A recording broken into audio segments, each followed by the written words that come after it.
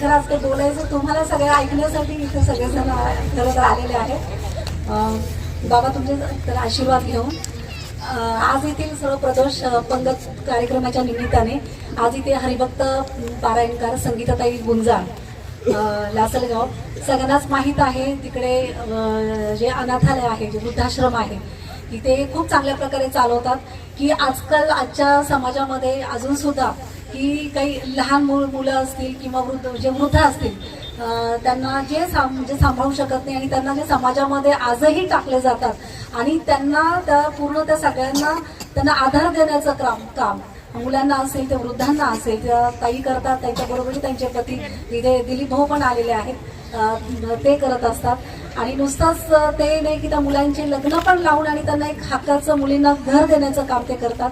तर ताई तुमचं खरंच काम सगळ्या ज्याच्यामध्ये खूप चांगलं आहे आणि ज्यांच्या या